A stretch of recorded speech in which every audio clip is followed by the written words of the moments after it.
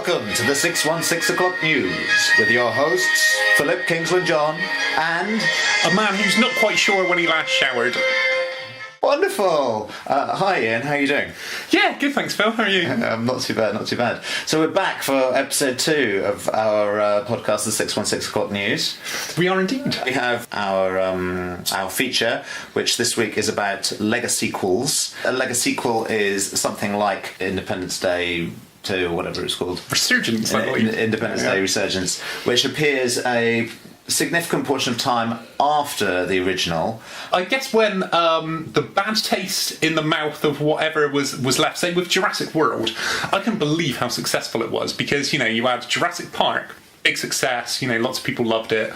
Then Jurassic Park The Lost World, the sequel, which kind of diminished people's interest. And by the time the third one, directed by the guy who directed Captain America The First Avenger, Joe Johnson, came around. Nobody gave a fuck. Now, the question that I'd really like to ask is, are these Legasequels any good? I've thinking about them over the last week. It seems to me they break down into 2 camps. Legasequels which actually involve the original talent in some way. Indiana Jones and the Crystal Skull. You've got Harrison Ford, you've got Steven Spielberg, you've got George Lucas. Got Shia LaBeouf. Yeah, so he's the new element. But you've got the Holy Trinity, as it were, of what made the original Indiana Jones so good. Coming back. So that's one side. And those Legasequels often seem to be about those artists, for want of a better word, wanting to recapture high points in their career. Like their careers are going nowhere with whatever it is that they're doing or trying to do now, and I know, like, to recapture the glory of my youth, we're going to make another Indiana Jones or whatever. That seems to be wholly motivated out of cynicism. The other side seems to be when it's a studio decision or a production house decision. So you've got a completely different... So we're going to be talking about before Watchmen. That was DC Publishing decided to do that. Alan Moore had nothing to do with it. He wanted... he hates people exploiting his work anyway. But, So that was a bunch of very talented creators, the team they put together. Brian Azzarello, who we mentioned last week, my hero, the late great Darwin Cook. And some amazing artists, Lee Bermejo, I hope that's how you pronounce his name. He's amazing. But again, it seems to be a cynical decision. It's motivated by the studio, the publishing house, whatever it is, wanting to cash in on nostalgia for the original property. I completely agree, but isn't it strange, in a sense, that it's often the corporately mandated Legasequels which are in effect maybe better, arguably better.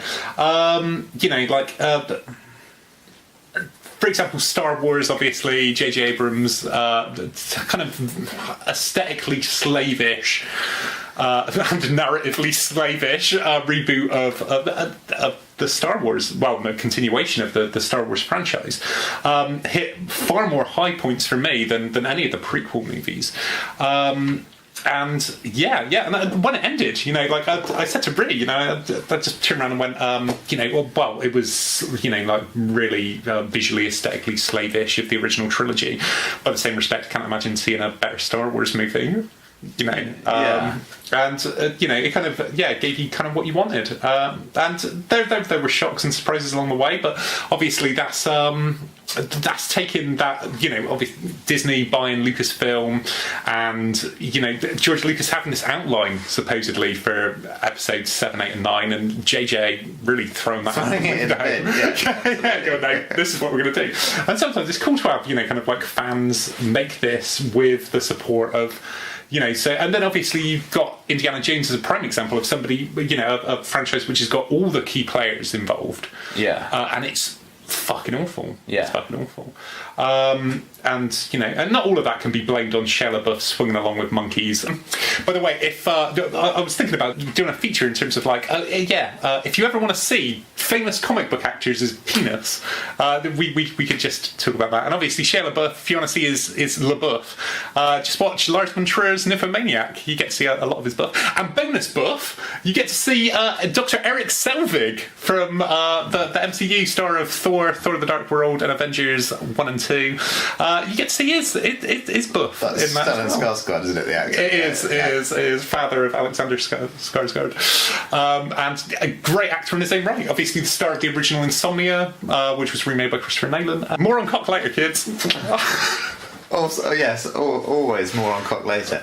I did think that maybe we should have some kind of warning at the start of our podcast about the fact that we're going to be swearing and making sexually explicit references. I don't know. I just don't know. Do you want to sucker people in? Yeah, I think we want to lure people in. You know, like, yeah. Okay. Well, it's just a bit of foreplay, isn't it? Never. I think it's fine. Just in case anybody at home, presuming anybody ever listens to this, is wondering what these clinks are, which could be heard on our first podcast as well. That's a bottle of wine being removed from a wine cooler. So just to clear up any ambiguity and so forth, that's what it is. So on the subject of the Indiana Jones films and Indiana Jones and the Crystal Skull, this seems to be another kind of subset of the Legasequel, which is the Legasequel, which is like the handover to a new cast or to a new creative team, like supposedly to create a new franchise, right? So I suppose a successful example of this would be Creed. Yeah, which was fantastic. Yeah, with Sly Stallone basically handing over the baton to Johnny Storm. Yeah, to Johnny Storm, to true Johnny Storm. And I'd say that the Indiana Jones and the Crystal Skull seem to be a handover. Yeah, man, it's like Shea is going to take on the franchise post his success, you know. Because that was before he became the industry joke that he seems to have become. Yeah. Can you think of any other handover Legasequels that are either successful or not? I suppose Terminator Genesis kind of is like that. And even, arguably, J.J. Abrams' Star Trek. Because obviously it's got the inclusion of Spock, and even though it's, you know, like many people would refer to it as a reboot, it's not a reboot, it's a continuation. It's actually a sequel. Yeah. It's a continuation of the Next Generation timeline, with then Spock travelling back in time and altering the past, creating a new timeline. So it's actually a continuation of that story, albeit told in a you know, slightly more interesting way. Absolutely, and Eric Banner's character is from the Trek universe. Yeah, that from we the fucking know. Jean-Luc Picard. Yeah. Exactly. And the fact that he's just in a fucking mining vessel, you know, this is how advanced this technology is, that he's in a mining vessel and he can just destroy worlds, you know. That I'd say is a very successful handover of that franchise. Yeah. You know, the moments between Nimoy and... I definitely agree that Star Trek is a good example of a Legasequel. It's smart, it does it well. Also, I think one of the things that it does very interestingly is it tackles this challenge of kind of reinventing a retro future. Yeah. Like when you're doing a Legasequel, I suppose Prometheus had to do this as well. Totally. Or like a prequel. Yeah. They had to kind of... Okay, so we're basing it on a vision of the future that was created 10, 20, 30 years ago. And yet we can't make it hokey. We've got to kind of make it somehow viable and convincing. And I thought they did a good job in Trek.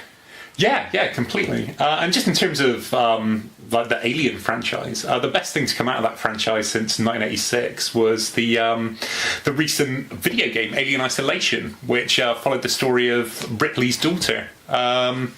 Which Iain works on. A friend of ours called Iain Gwynn, who now currently works for Rockstar Games, who are gearing up to reveal Red Dead Redemption 2 or Red Dead 3. That's Iain. But yeah, Iain Gwynn. Hero amongst people. And she worked on Alien Isolation, and so she got me a copy of it for free, and like seriously, it just blew me away because the design is so faithful to Ridley Scott's, you know, like original idea for Alien, and yet it's such a wonderful advancement of that story, and the notion that Ripley had this daughter who she lost in between, you know, kind of Alien and Aliens, and so this idea of her going out and searching for her mum, and it really does it captures that horror of Alien, because for a lot of it, it's just you versus a fucking insurmountable beast. Yeah. So it's a lot of kind of stealth-based gameplay. I know you don't play video games. But that's interesting. So let's talk about Alien and Aliens and the Alien franchise, the Alien world a little bit. So Prometheus, you've got Ridley Scott coming back. Yeah. He obviously experienced a massive career resurgence with Gladiator, and then had been kind of sliding back down. Kingdom of Heaven, was that the one he did Heaven, with? Yeah. Which is a dubious one. Robin Hood, which is fucking awful. Yeah, just abysmal. And so it smacked a little bit of him wanting to kind of revisit a high point in his career. I did think that the tech, the way they kind of handled the tech and created a viable prequel, yet that still looked futuristic, I thought that was kind of well done. I thought that the design work of the alien creatures themselves was terrible. Awful. It was, I think it really went to show how important the singularity of vision was in the original Alien film. H.R. Geiger. So you had two main designers. You had H.R. Geiger, the incredibly kooky, weird Swiss artist, and you had Mobius, the seminal French graphic artist. Mobius did all of the human stuff, and Geiger did all of the alien stuff. And those two worlds are perfectly coherent. And they're brilliant in themselves. And yes, wonderful. In Prometheus, it was so obviously done by a massive team of designers. Like these different iterations of the creature didn't, to me, seem like they came from the same root. They didn't gel together. I thought the appearance of the alien or the proto-alien at the end was forced. I thought, it was terrible. But it just goes to show that the first Alien was an amazing coming together of different talents. It's not like you just bring Ridley Scott back and you have another Alien. It had the original script was Dan O'Bannon. Was fucking brilliant. Design work we mentioned is brilliant. Sigourney Weaver obviously was phenomenal, fantastic.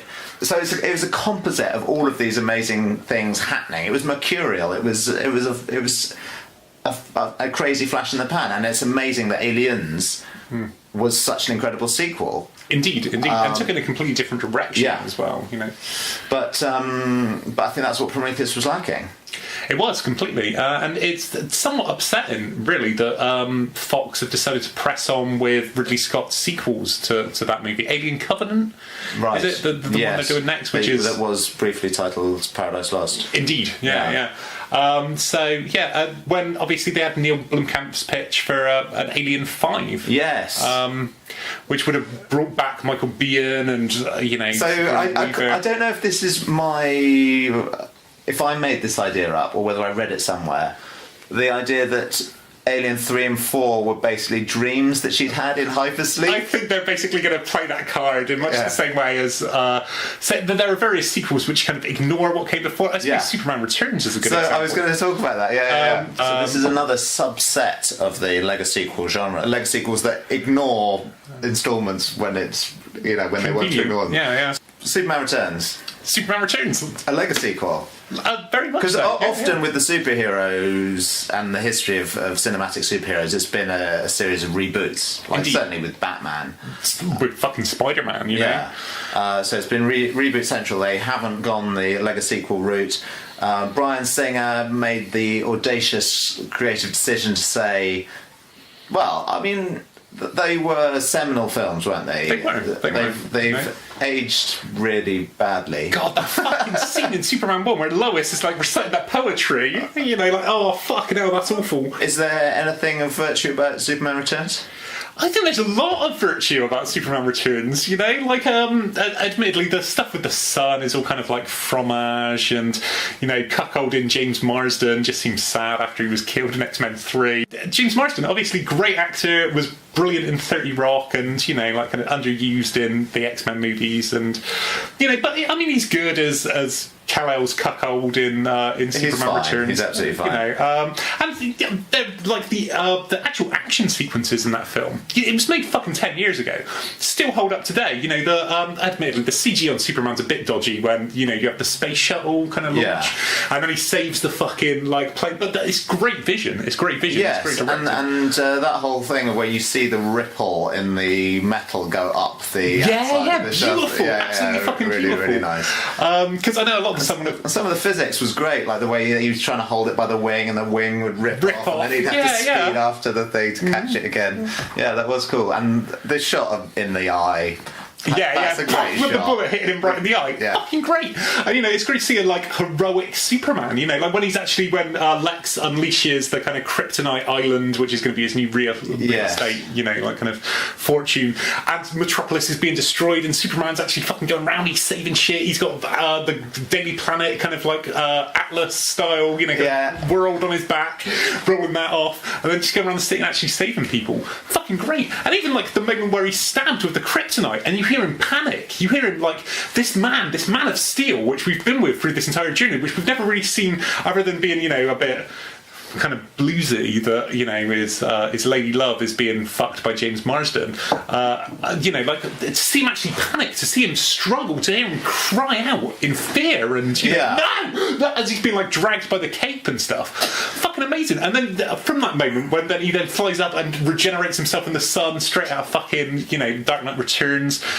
Just awesome stuff. There's a lot to love about Superman. I did quite like Brandon Routh as Superman. I love Brandon Routh. I like Brandon Routh in general. I think he's a very likeable performer.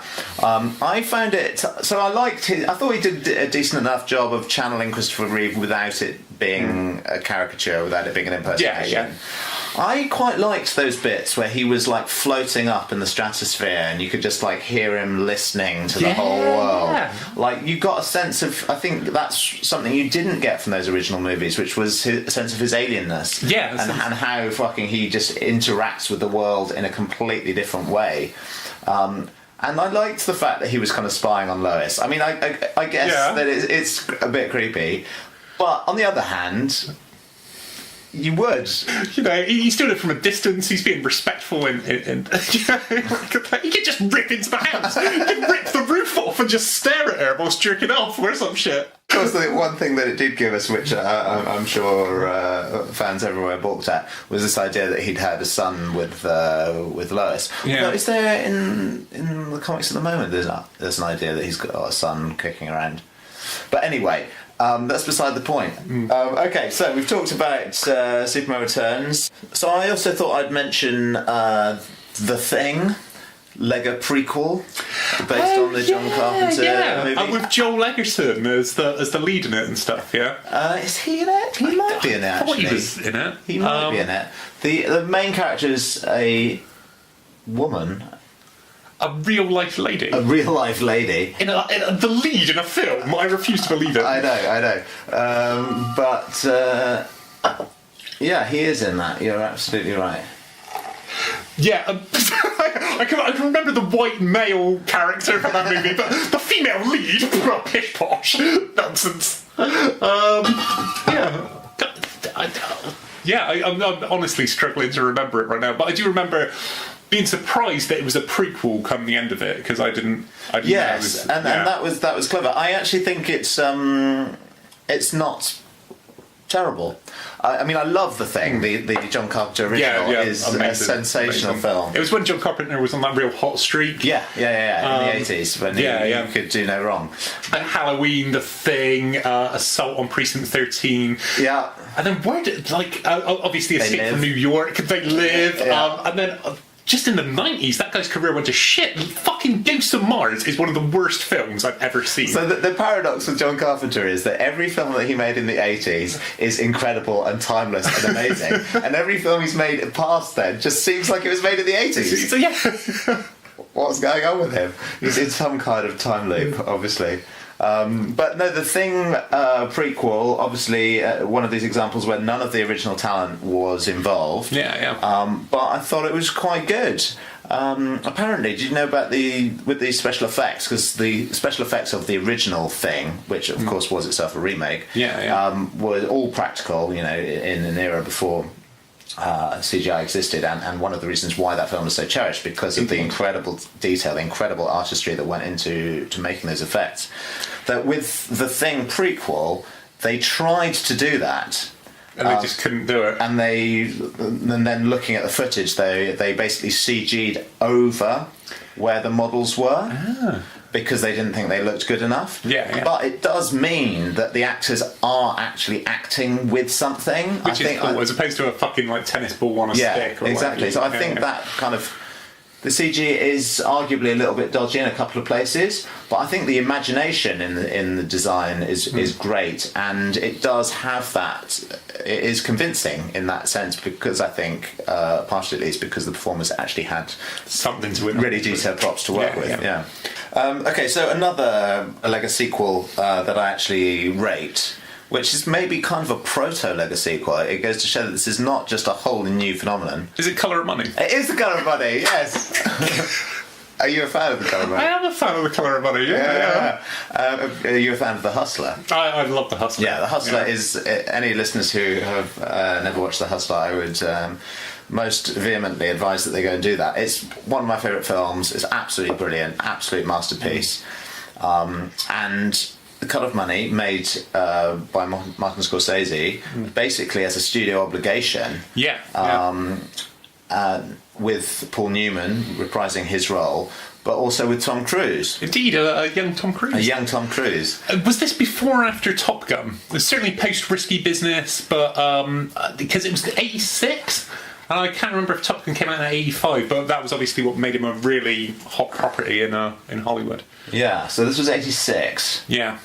And Top Gun was also 86. So it was basically at that moment of zeitgeist when Tom Cruise was really coming big. And I think part of what I really love about it is, at the start of that film, it feels like a handover sequel. It feels like they're setting, they've got the old guy back in the mentor role, and it's about this new guy, this new hustler.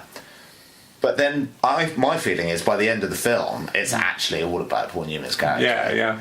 And it's got one of my favourite endings. Can you remember it? I can't off the top of my head. It's been years since I saw it. Yeah. So in the kind of the climax of the film, Tom Cruise has basically let Paul Newman's character beat him in this big competition match.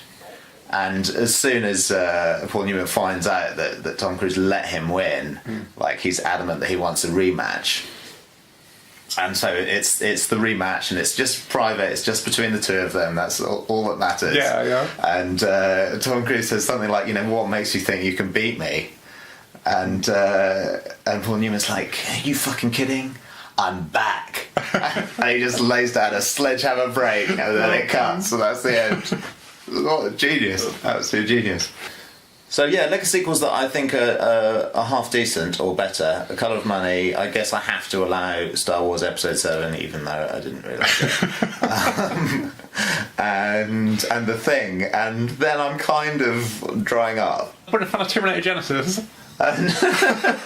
But the most embarrassing thing about that film is the videos that James Cameron did. Yeah, going, this is a real return to form for the franchise, which frankly, after fucking Terminator Salvation, the McG directed one, which is frankly most famous for Christian Bale's rant on set. Indeed. TV seems to be an area where they're going crazy for Legasequels. They can't get enough. Indeed. Particularly Legasequels to established movies such as Ash vs. Evil Dead. Interesting.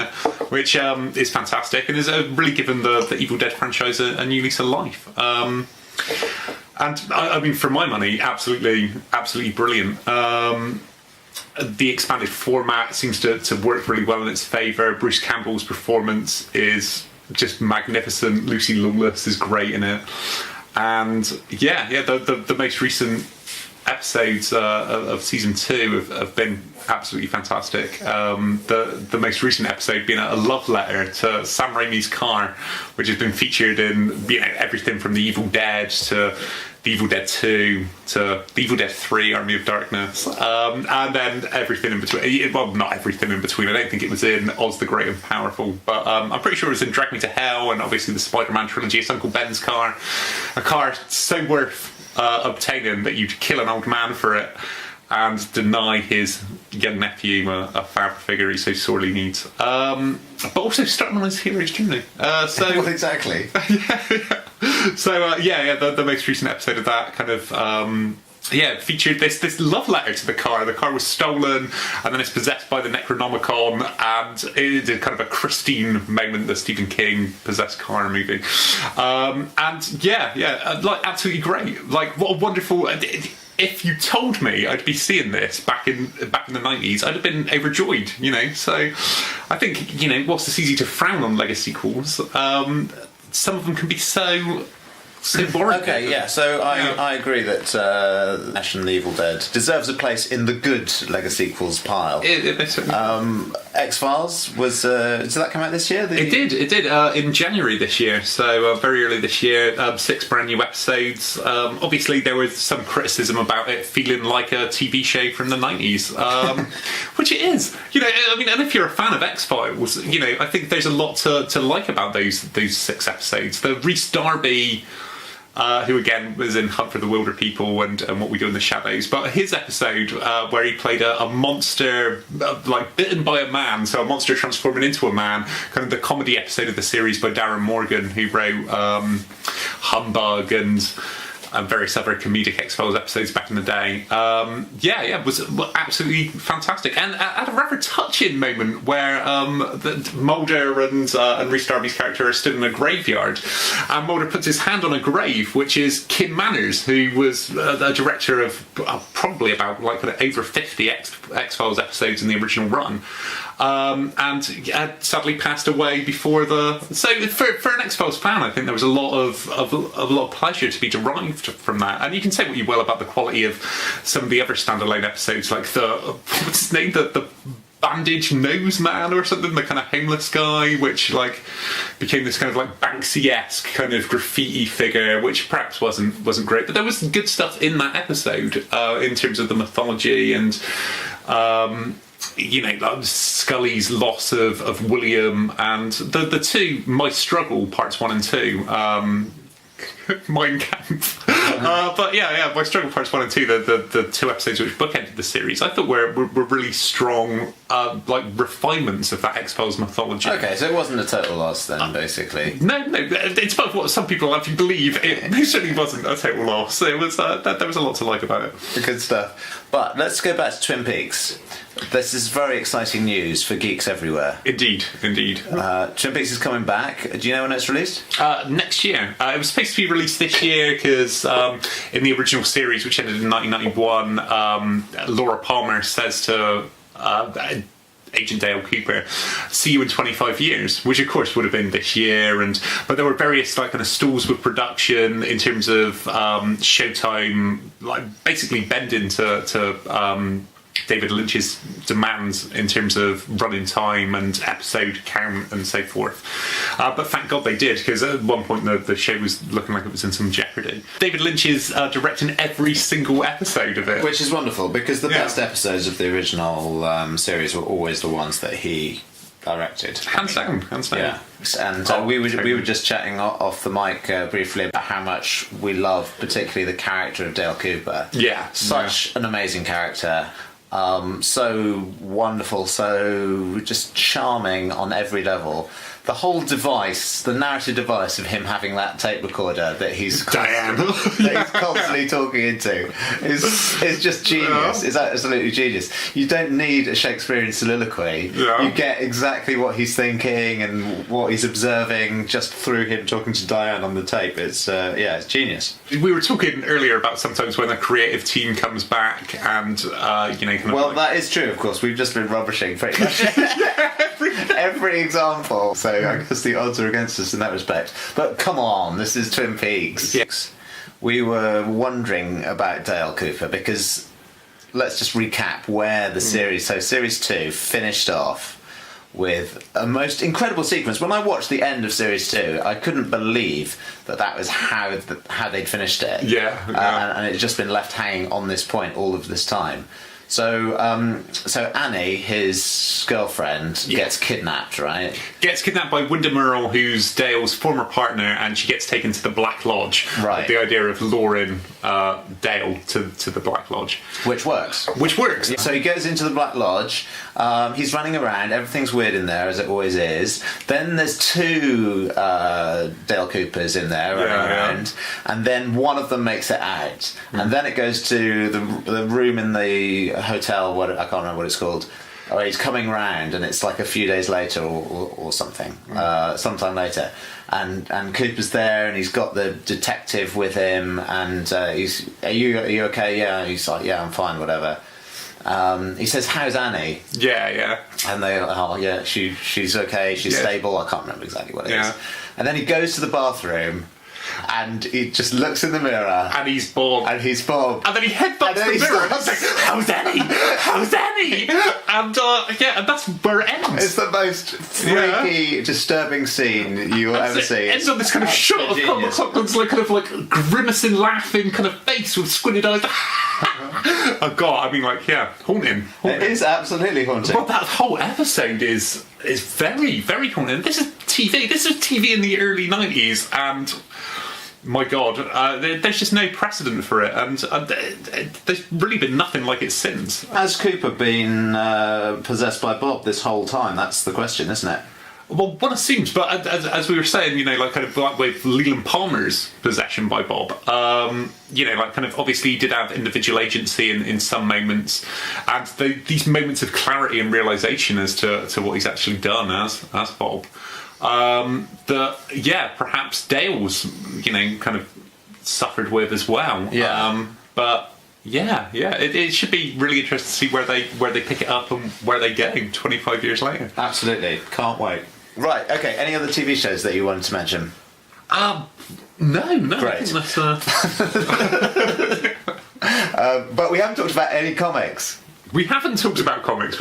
Only by way of diversion. Yeah. So, in the comic arena of Legasequels, I guess most of the mainstream characters, most of the really accepted characters, are episodic, right? Their stories just go on forever. So there's no real opportunity for Legasequels unless it is to Elseworld stories. Indeed. Gotham by Gaslight. Spider-Man Brain, which I know we've spoken about on numerous occasions. One of our favourites. Radioactive Spider Spunk, Killing Mary Jane. But then in a sense, a lot of continuing comics are, if they revisit a certain bad guy or a certain storyline from earlier, are effectively Legasequels with just crap in between, or really good stuff in between, there's that. But in terms of less ambiguous Legasequels in comics, we've got 2 big ones to talk about, haven't we?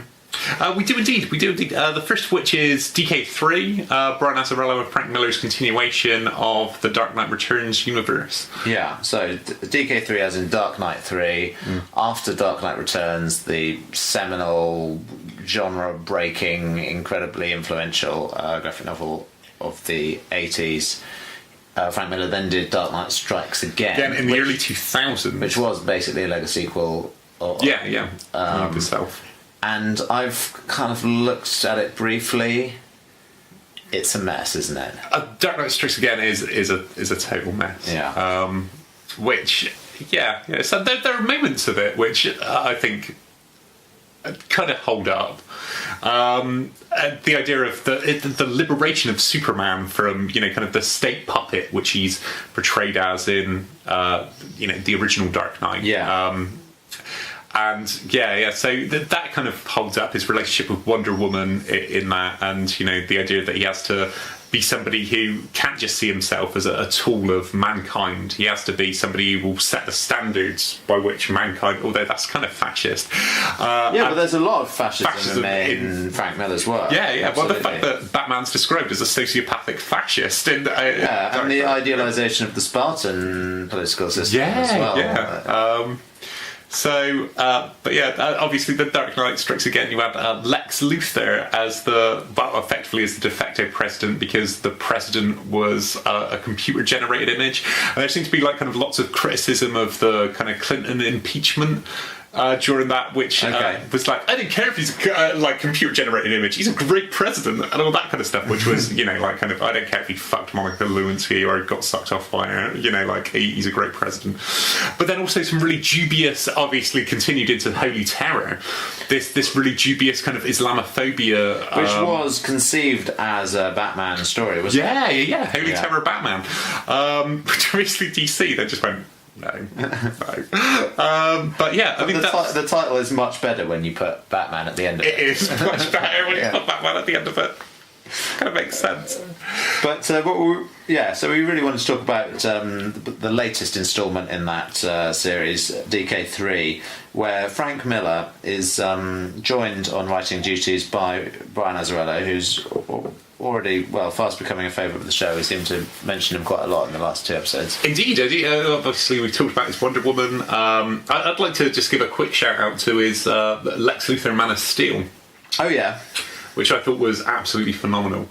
The relationship between Lex Luthor and Bruce Wayne in that is brilliant, absolutely great. And one of my favourite DC books of the kind of those glory, those remember the mid 2000s, of the mid 2000s, of which those books are still being mined as the inspiration for movies and TV shows even now. And it's a shame that Zack Snyder couldn't have taken a bit more of Brian Azzarello's characterization of Lex and actually stuck it in his DC Extended Universe.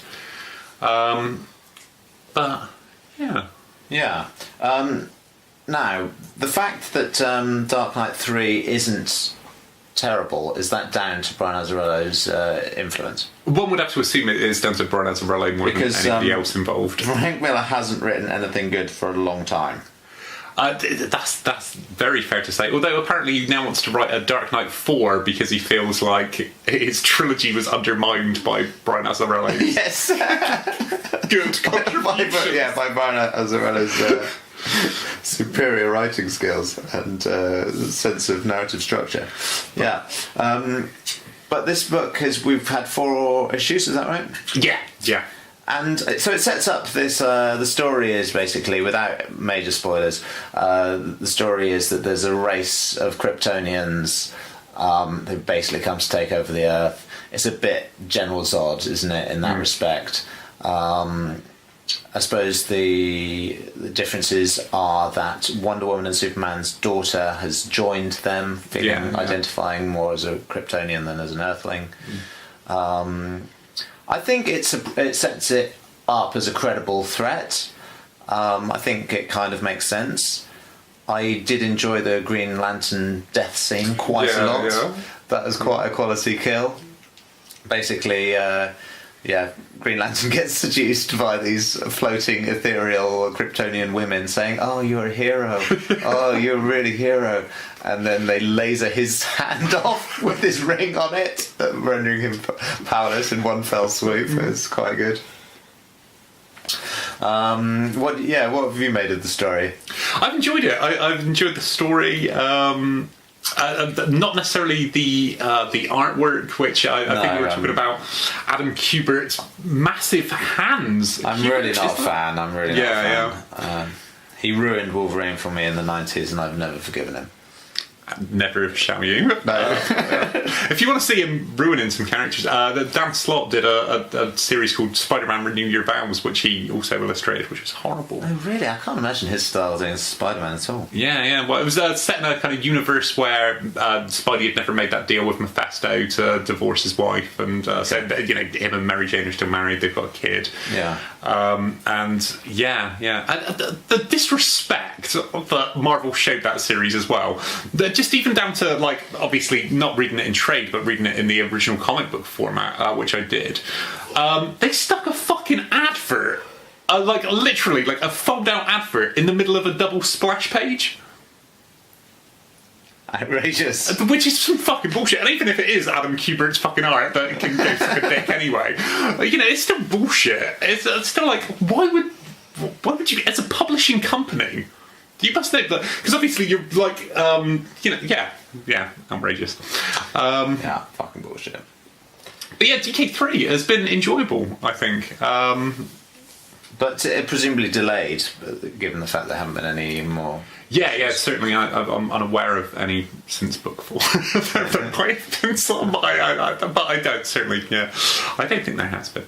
Because obviously, like buying comics every week, I tend to check the list and stuff. That's it. I don't think there's been a new issue of Manhattan Projects out for a while either. So, Frank Miller, just briefly, does anybody know what's wrong with him? I did a quick Google on that. There seems to be rumours of cancer, perhaps. God, I mean, he looks like a skeleton. Yeah, he looks terrible, poor chap. So I would certainly wish him all the best in that respect. But, here are our thoughts, Frank. Yeah. But in terms of the quality of his artistic output, you're not in our thoughts, Frank. It's nosedive. Your past self is in our thoughts, Frank. Have you seen The Spirit is an aberration. God, the fucking movie, yeah. hideous. I thought it was pronounced Hercules. Fucking awful. I got Samuel L. Jackson in that movie. It's just horrendously misguided from start to finish. Likewise, Sin City 2 was a massive disappointment. Yeah, horrible, absolutely horrible. How long that film was in production? Well, but it's almost a Legasequel in itself. Just because of that delayed release after the original. And I remember really liking the original. Absolutely. I loved the first Sin City. So Dark Knight 3, looking forward to reading the rest of the story. The other, I suppose, high-profile one from DC recently, or over the last couple of years, was Before Watchmen. Which was a raping of the mythology created by Alan Moore. Indeed. And having nothing to do with Alan Moore, obviously, because he had far more sense and artistic credibility. That was just a cynical move, wasn't it? I don't know. I know they assembled an impressive team. We've already talked about this, haven't we? Yeah. Assembled an impressive team, including Darwin Cook and Lee Bermejo and Brian Azzarello and all the rest. But what was the point, really? Was it setting up the fact that the Watchmen universe is now being folded into that itself is a horrific decision. But those characters, Watchmen characters, exist as a comment on superheroes. To put them into the mainstream universe with Batman and Superman just doesn't make sense. It misses the point completely. It does. And am I right in thinking that, apparently Dr. Manhattan might have robbed the characters of the DC universe of 10 years of their lives, or some nonsense? There's a character called, is it like Mr. Oz or something, who's clearly Ozymandias? Oh, right, yeah. And the whole Watchmen project back in '86 started off as a use of that's true, yes, lower tier DC heroes as a means by which to comment on that. Wasn't Night Owl Blue Beetle? Yeah, I think so. And obviously then Alan Moore changed it, and DC, much in the same way as Marvel said to Frank Miller, will never use Electro without your permission. And then they fucking, like brought her back to life and used her, and obviously now she's in the Marvel Netflix show, and had her own spin-off movie. I'm not sure if Frank saw any royalties from that fucking piece of shit, but I'm not sure there were many royalties to be had from the low box office yields that they had. But I think DC had a kind of gentleman's agreement with Alan Moore that they weren't going to use those Watchmen characters, and there was even talk at certain points about Alan Moore doing a sequel, and then that never came about. And I guess they were just sat on a very valuable property. Yeah, I just thought let's use this. But yeah, I mean, it could work out in Rebirth. I don't think it will. But it could do. It could do, and it's enough to, I suppose, get people talking and get people excited. Far more so than fucking, I don't know, bringing Octavius back from the dead or some shit, Yeah. I mean, apparently Rebirth is doing is making some difference in sales. DC is seeing a positive response to it, which is cool, I guess. Yeah. I'm a little bit jaded after New 52. Like, New 52 for me was a jumping back into comics. I kind of stopped reading, and another reboot so soon. Like, for me, I'm just like, I'm over it. Yeah. I guess every time they, renumber it back to number one and stuff, that there's a boost in sales. I mean, a lot of the stuff coming out of Civil War 2, they're keeping the original numbering, but they're rebranding it as issue 1. This is a jumping on point. Right, yeah. But in the last few years, Marvel have had Marvel Now, and then all different Marvel post Secret Wars. Marvel, to me, it seems a little bit mystifying as a marketing technique. I don't know. I think they seem to be playing a game where they're trying really hard to establish the idea that these personas can be moved from one character to another, which seems to me influenced by the movie situation, and that they know obviously these actors are not going to be able to keep playing these characters forever. And they want a way to, in the comics they've successfully kept them young this whole time, but they want to create a movie universe which doesn't have to be reset or rebooted, and create a viable way for those characters to still exist and to have those roles taken by different secret identities. Well, legacy heroes, much like, say, Roy Harper's kind of Green Arrow, or Wally West's Flash, or they are effectively legacy heroes, which, in terms of talking about Legasequels, it's really nothing new. But certainly the way that Marvel seem to be doing it, with this emphasis on the cinematic universe, after so many years of not stagnation necessarily, but I suppose maintaining the status quo. Because I wouldn't say there's necessarily a stagnation within the creative Marvel. But it seems to be that there is a dearth of, particularly since Dark Avengers, post Dark Avengers, the heroic age, which was the kind of post Dark Avengers, kind of post Siege kind of universe, has seemed to be kind of like failing in ideas. But that kind of imaginary bankruptcy, I think that's to a large degree where this whole kind of Legasequel phenomenon leads us. Indeed.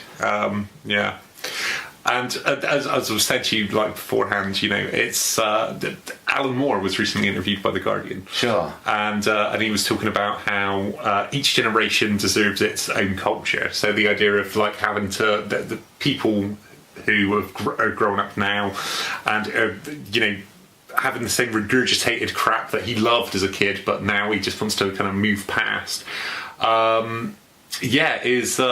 Is obviously that kind of that crux of the Legasequel. But arguably, on the other hand, they're doing things with these characters now which are relevant to modern times. The characters have changed, they've evolved. They're not simply retelling stories that Stan Lee and Jack Kirby have told, or Bob Kane and Bill Finger have told. The characters have moved on. They've evolved. They're more reflective of modern times. In a way that I suppose, arguably, the characters of the League of Gentlemen were, when Alan Moore, created that comic. And as we've discussed, it's not a phenomenon which is exclusive to comics, and particularly comics as a medium, because this whole interview of Alan Moore, he was talking about quitting comics. He said he's got 200 pages of comics left in him, and then he's going to move on to other mediums that are also, mining nostalgia, that are they're bereft of original ideas, but not necessarily bereft of original ideas, but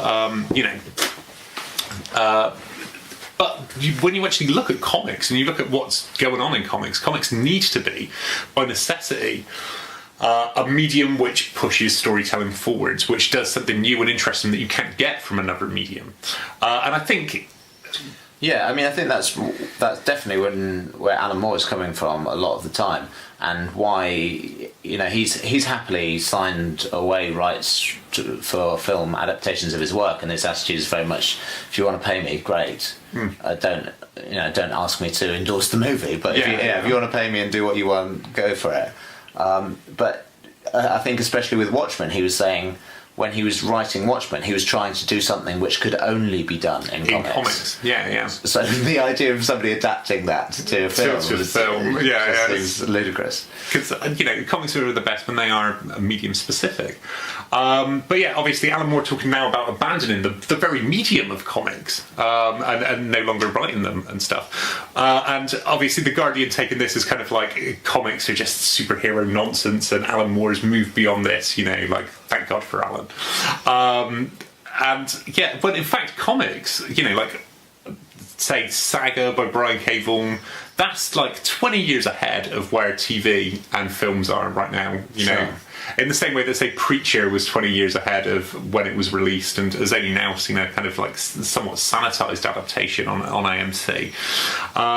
And yeah, the things like Manhattan Project by Jonathan Hickman, amazing. Ditto Nightly News and Transhuman. And you really do have this medium which tells stories which can't be told in other mediums due to censorship, restrictions, budgetary concerns, and various other things, which can be told in comics. What makes it, not just if you take it away from Marvel and DC and Spandex Brigade and so forth. The actual medium of comics is phenomenal, and it's a phenomenal device for storytelling and auteur storytelling as well. Yeah, for sure. So to hear Alan Moore effectively turn his back on comic books as a medium, it's sad. It's upsetting. But have you ever read a book? He's Voice in the Fire. How to Write Comics, basically, by Alan Moore, or it's not quite called that, or Alan Moore's Guide to Writing Comics or something. It's a fantastic book. It's a very slender volume, very well written. But he says in that, as soon as you find yourself doing something, like setting into a habit of doing something, stop. As soon as you find yourself doing that, stop. Do it in a different way. It means that you're already becoming a cliche. Yeah. And it's very much his artistic attitude is to keep pushing, to keep trying new things. So he's left us with some wonderful comic books. If he wants to move on, I think that's his prerogative. Yeah, man, I'm happy to, like, as an avid fan of pop culture, I'm happy to consume anything which he puts in front of me, to be honest. I'm really looking forward to his book on magic that he's supposed to be bringing out. It's like encyclopedia, which should be wonderful. Okay, so what's our conclusions then on Legasequels? Final thoughts. Legasequels, good, bad. Who's to say? They can be good. Come on, let's say something.